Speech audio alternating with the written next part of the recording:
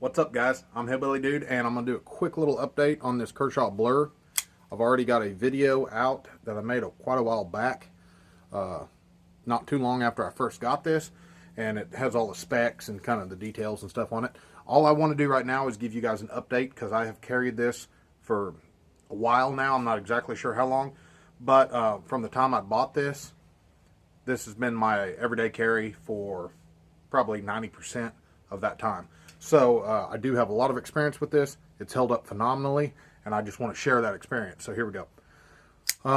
So one thing I've done to this was I pulled the pocket clip off. I don't like carrying a pocket clip. I feel like it's just something extra that's going to get hung up and pull it out of my pocket. So I pulled that clip off, and I just shove it down in my pocket, and that's the way I carry it. The blade has held up tremendously. No nicks, no cuts. No burrs. It still takes an edge really well, still sharpens up really well. The frame probably looks the roughest.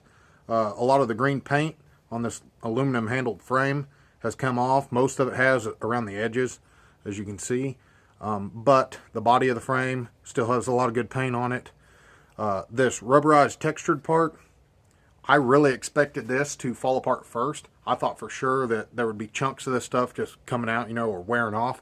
But honestly, it's held up really good all the way around. There's not any missing pieces or anything like that. So that's done really well. The thumb studs are still intact, still feel good, still work good. You can tell which side I usually use. This side, it's a lot shinier than the other side.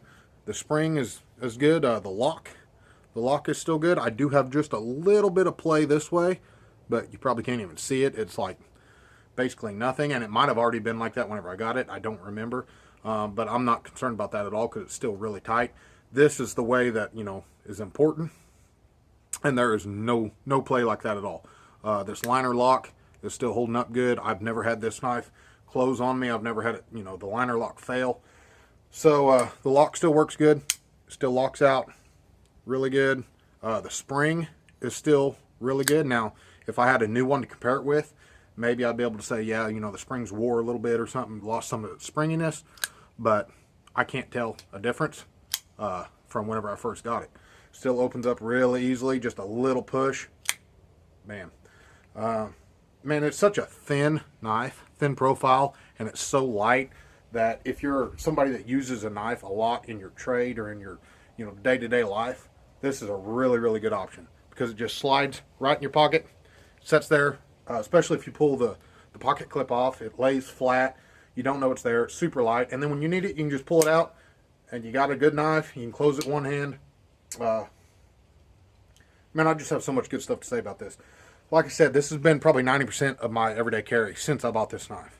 Now, as far as sharpening it goes, most of the sharpening that I've done on this, I have hit it with a stone a couple times when I first got it, but I work as an industrial maintenance man in a food processing facility, and so a lot of times I have this knife on me. Well, basically all the time I have this knife on me. Not long after I got it, I started just using a butcher's steel to sharpen it, and so I've kind of just carried that on over, and now I sharpen it at my house because I had one of those in my locker, at work, and so I hit it on that a few times. I found out it worked really good as long as you don't let it get too far to where the edge is really far gone.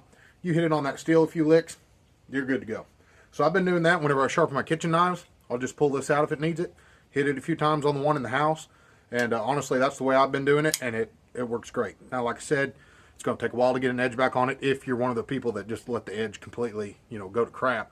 But if you don't mind touching it up here and there, that's worked out really good for me with the geometry of this blade. It works really well on a steel because it is a fairly thin profile, kind of like a kitchen knife, and so it works really good on steel. Yeah, I wouldn't hesitate to buy another one of these. I've loaned this out to a lot of people, like whenever they say, hey man, you got a knife, I'll throw it to them, and I know they're not being easy on it because people usually aren't courteous to stuff that isn't theirs, and most people don't know how to treat a knife anyways. But like I said, no chips in the blade, even through all that, and I've abused it probably more than I should have, and I still don't have any nicks or chips. So yeah, I'd buy this again. 10 out of 10, recommend it, especially for the price point. I don't know what these are going at today. I think I paid like $60 whenever I bought this though, and made in America, good quality item. Thanks for watching, guys. Have a good day.